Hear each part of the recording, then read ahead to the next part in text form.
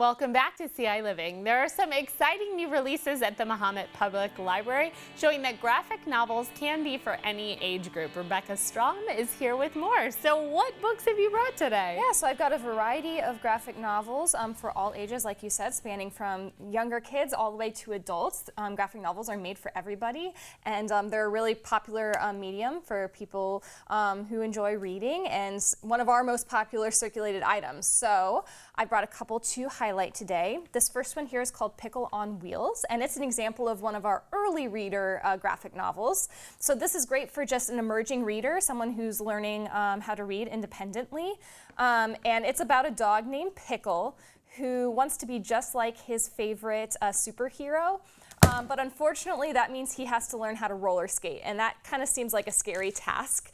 So we just follow him as he learns how to roller skate, how to not give up when things get tough. And so it has some great lessons, as well as being a really easy, approachable title for those emerging readers. It looks really cute, and like you cute. said, it looks like it would be really good if you're kind of just getting started because the words are bigger, there's a lot of pictures. Yep. And then what is this one? So the next one is called Botticelli's Apprentice, and it's a middle grade graphic novel, so perfect for those upper elementary or even early middle school years. And it's set in Florence, Italy during the Renaissance, and the protagonist is a girl named Malia who teaches herself how to paint while tending to the chickens of the famous painter Botticelli.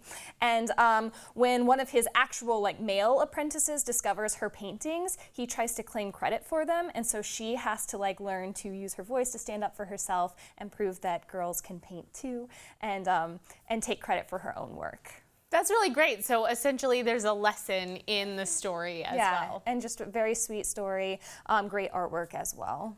And then what's this one? So the third one is a young adult graphic novel, perfect for teenage fans of Gravity Falls. This is called The Terrifying Tales of Vivian, Vance. And in it we meet an amateur teen sleuth or detective named Vivian who takes on a case only to stumble across a dark secret about her town.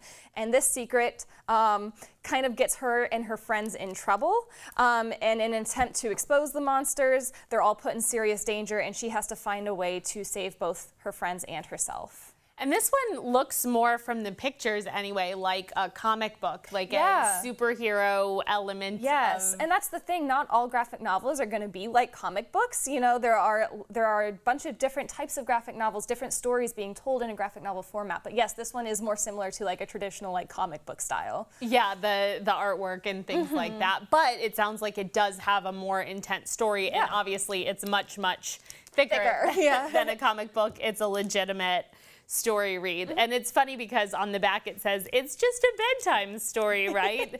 So I feel like that kind of is an indication of some of the secrets that are to come. Spookier. Like I said, great for fans of shows like Gravity Falls or things like Five Nights at Freddy's. That's a really popular thing that all the kids are into. So this is great for people who are looking for read-alikes to that. More into that. And then what's this last one? So the last one is a graphic novel geared towards adults, and it's actually a true story. It's called A Fire Story, and it started out as a webtoon or a webcomic, which was then turned into a book.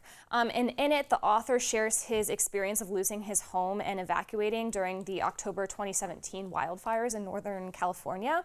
And so he's really grappling with the loss of his home and all of this trauma, while also talking about the environmental factors that played into the wildfires.